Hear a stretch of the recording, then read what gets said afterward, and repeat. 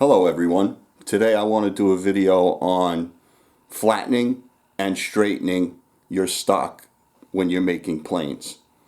I happened to look at one of my other videos. It's called Squaring Up Stock. It was a live stream, I believe. It's about 3.5 hours long. I got hours of myself doing that very thing, which is flattening and straightening the stock during that video. But for the purposes of this video, what I want to do is discuss the importance of it and the concept behind doing those things and how it benefits you when you're making planes. So I have one of the blocks that I worked on in that video, which I recommend, along with all my other videos, because you're going to get little things in each video that guide plane makers like myself through some of the fundamentals and the important things that you need to pursue good working practices in how you make your planes. So let's take a look at this blank. So I have a blank here set up for a joiner plane. This is going to be a project that I have coming up. Eventually you'll see me working on this. So the idea of flatness and straightness is that is the fundamental way you're going to build precision into your plane, and you're going to be able to do all your layout and shaping the important features in the plane that govern how it performs. So if you're sloppy in this work, that's going to prevent you from being precise in the way you lay the plane out and fabricate it, and then it's probably not going to work very well. Or you will just create more problems that you'll have to overcome as you fabricate the plane. So in order to avoid that kind of a work habit, let's talk about how you make things flat. The first thing you're going to do is you're going to use winding sticks. Now, I'm not here to tell you how to use those. Those are going to be for other videos and other processes of learning. But for this purpose here, this is the tool that you use. It's winding sticks. What that does is wind is twist. So by using these, you're going to plane the top surface of your blank, and you're going to eliminate the twist so that the two ends, the plane on the two ends, are parallel to each other. They're not going to be off one way or the other. And that's what you're going to use the winding sticks for.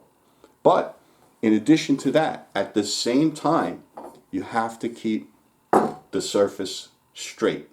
So in other words, it wouldn't do you any good to have a lump in this surface, right? I'm exaggerating it with my hand, but it would do you no good to have an irregularity in this plane, but yet keep the twist out in this plane. So it's important to do both at the same time. This gives you your guide in order to judge the flatness, and then these things are your guide in order to judge the amount of wind that's in the surface. And the idea is to have this from flat and straight from end to end this way and from edge to edge this way. So you're going for the entire surface, not part of it. And what I do, and what you've probably seen me do, is when there's a high spot in here, what I'll do is I'll mark out the high spots with my pencil, light line, and that helps me guide the plane and bring the high spots down to the low spots. Constantly checking, so when I'm working, I have this right here, I have my winding sticks right here, and I'll get this flat and straight, and then I'll turn it. Now on the second face, you have an additional chore that you have to do, which is you have to keep the second face square to the first face. So the process is the same in terms of flatness and straightness, with an additional feature, which is that both faces have to be square. Now what's happened in the past is you'll create this face, and you'll judge that they are, for instance, on this end, square, but they might be a little bit off on this end. And you'll say to yourself, how could that be if they're both flat and square and straight, but yet they're not flat, they're not square to each other along the entire corner?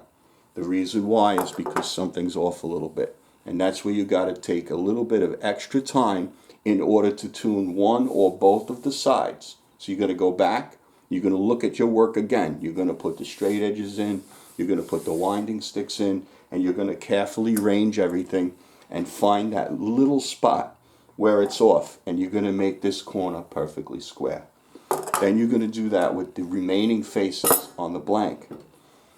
The reason why you do that is because now you're going to have reliable faces and edges everywhere on this plane. So when you pick it up and you have to, sometime in the future, have to measure something off a side or use this plane against a straight edge or a guide, you're going to have reliable surfaces to work off of.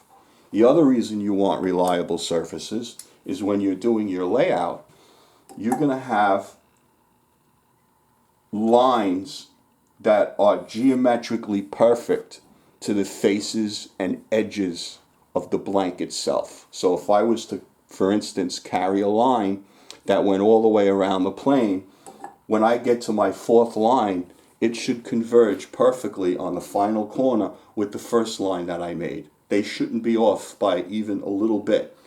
That's going to be a test for you to determine how square everything is and how straight everything is, because a little deviation will create a mismatch in the first and fourth lines as they meet in the final corner.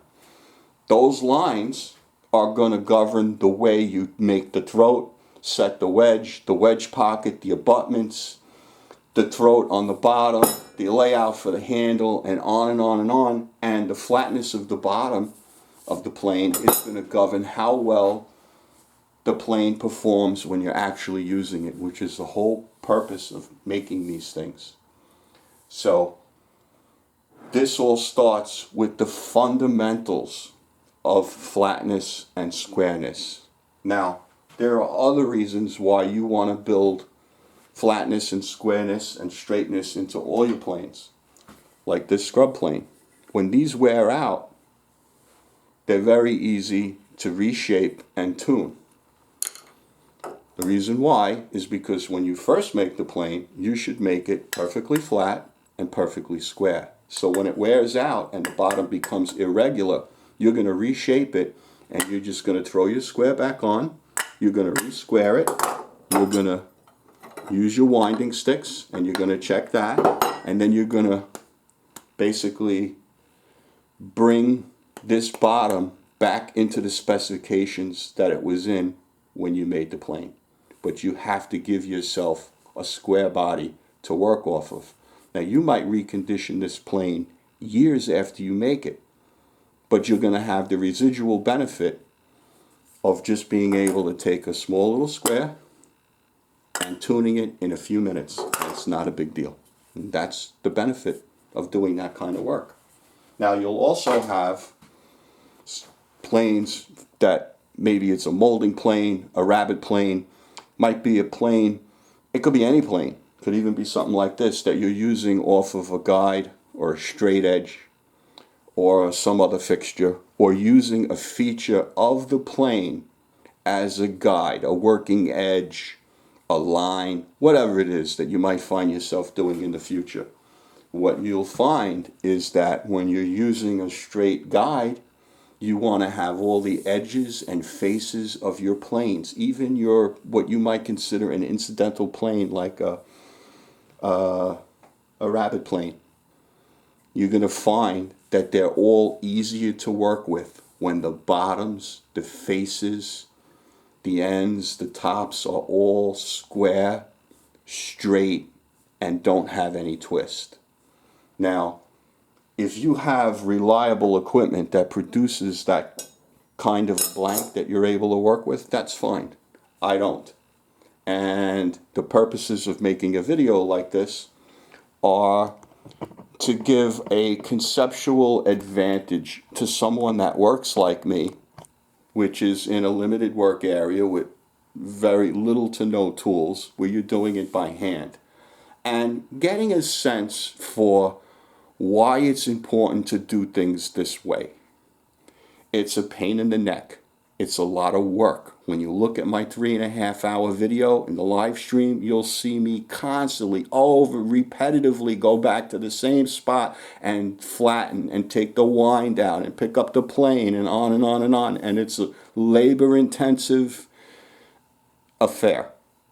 But I accept the inevitability of it, because when I pick up this plane later and I use it, I will be benefiting in a very good way with the investment that I made in it, which you see me do in that video. And that's what I want to bring to fellow plane makers, so that you understand the investment in time and energy that you're making in these items. So I thank everybody for watching, for subscribing, for clicking on like, for watching the whole videos, for participating in everything. Please stay strong. There's a lot of work to do, and we got to get it done.